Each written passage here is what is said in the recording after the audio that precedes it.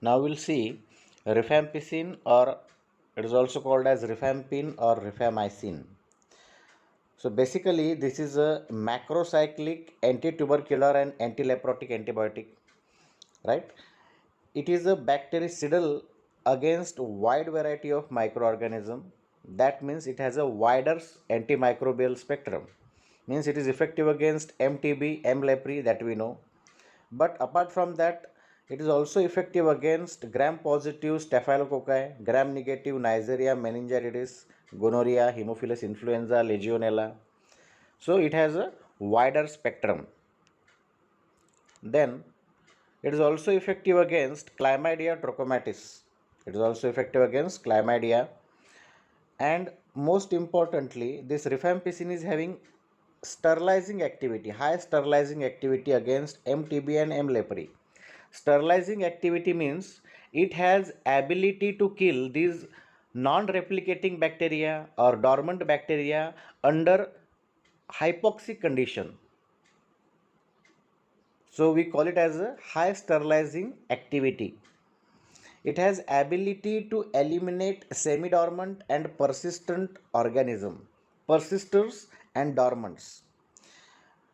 Resistance is observed in both tuberculosis and leprosy, and to avoid resistance, we use the combination therapy. Right? Means it has ability to kill or eliminate dormants and persisters. So, what is mean by dormants and persisters?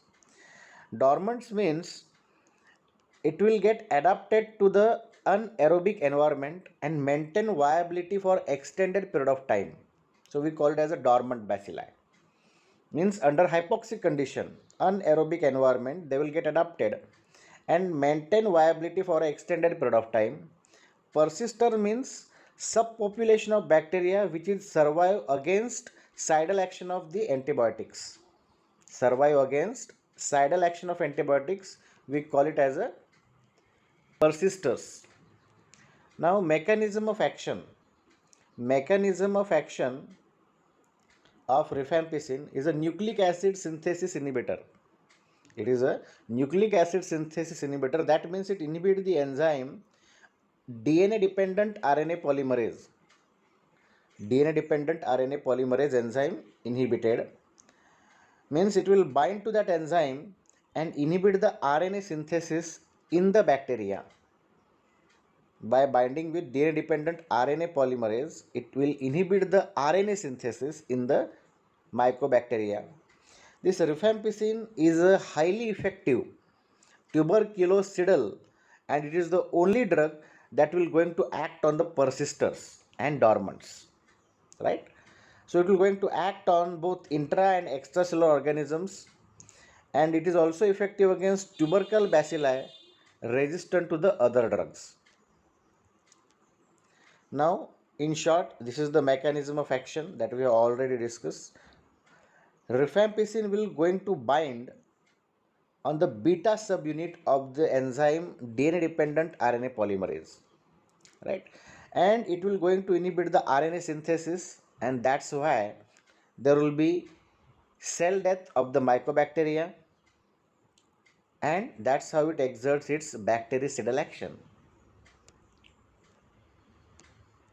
Now, pharmacokinetic properties.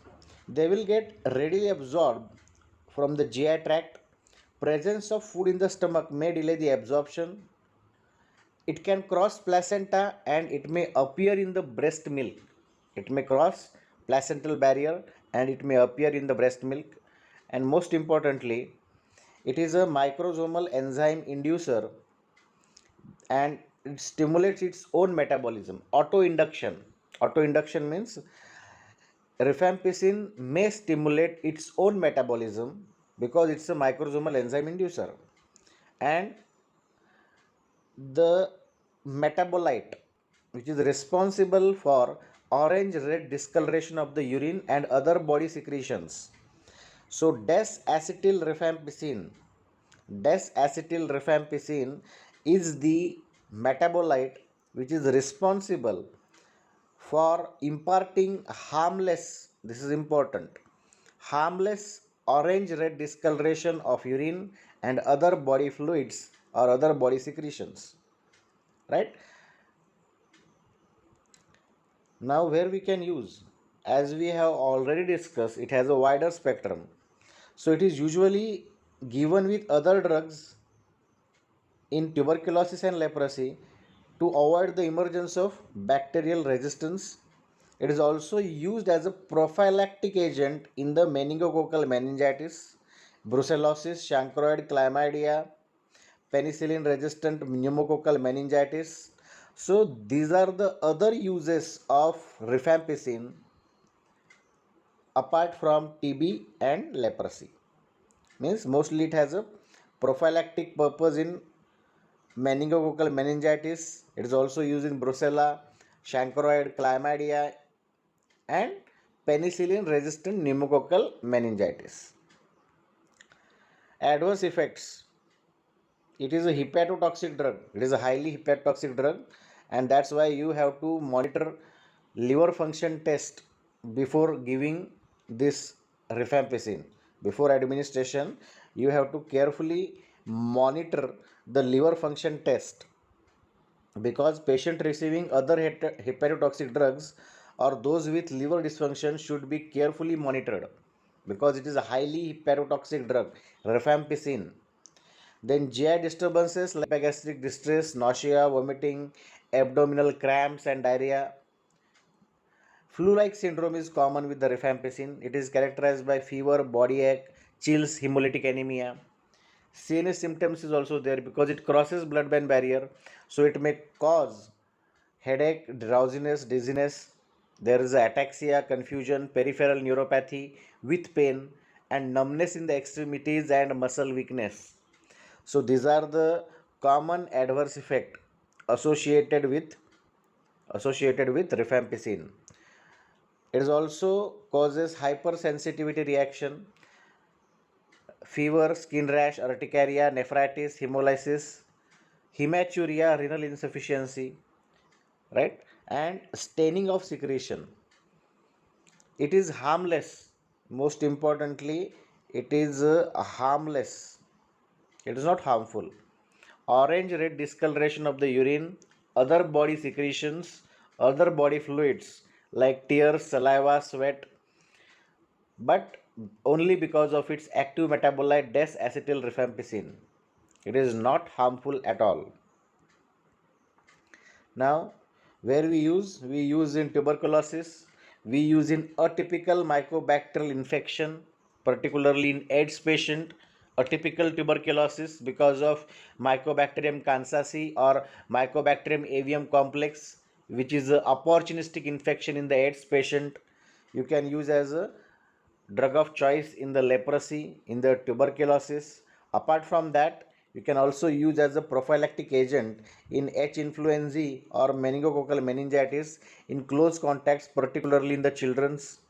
Resistant staphylococcal infections.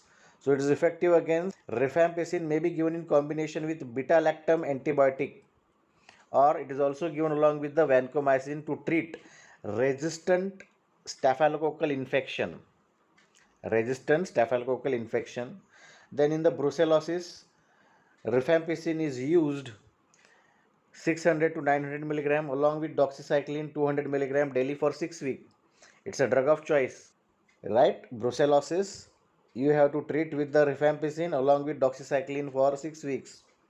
Then to eradicate the carrier state, rifampicin eradicates the nasal carrier state of the N meningitis, influenzae and Staph aureus. So you have to give 600 milligram BD for 2 days. Rifampicin is highly effective drug. The only thing, it is a hepatotoxic, so you have to take care of your liver function test. Now drug interactions. Drug interactions like rifampicin is a enzyme inducer, microsomal enzyme inducer. So it will decreases the efficacy of oral contraceptive pills. Means if it is given along with OC pills, so it may cause contraceptive failure or unplanned pregnancy, because it is a microsomal enzyme inducer, so it may induce the metabolism of oral contraceptive pills. So plasma concentration of oral contraceptive pills decreases and it may cause contraceptive failure. So you can use other forms of contraceptive measures like condoms or other contraceptive measures, mostly in the women of childbearing potential, those who are receiving rifampicin. Other drugs in which there is a chances of drug interactions like ketoconazole, steroids, anticoagulants, protease inhibitors, reverse transcriptase inhibitors used in HIV, you have to modify the dose with rifampicin combination therapy. If you are using these drugs along with rifampicin, then there is a need of dosage modification. Then next drug is the means rifabutin or rifapentin. Rifabutin or rifapentin similar to rifampicin or analog of rifampicin, except that it causes milder enzyme induction. If they are similar to rifapentin or rifabutin, they are similar to the rifampicin, or we can call it as the analogs of rifampicin. The only thing, it causes milder enzyme induction and it is more active against a typical mycobacteria. So rifabutin may be used in place of rifampicin in patients of tuberculosis with AIDS who are receiving antiretroviral therapy. Means rifabutin is preferred in patients of TB with AIDS, or we can say in patients of AIDS in which there is a opportunistic infection and there is a typical tuberculosis. So in that, rifabutin is preferred. These antiviral drugs are also metabolized by microsomal enzymes. Rifampicin, being a powerful enzyme inducer, can result in many drug interactions. Rifapentin, it is also a similar drug and it's an analog of rifampicin. So this is all about the rifampicin, which is the anti-tubercular drug.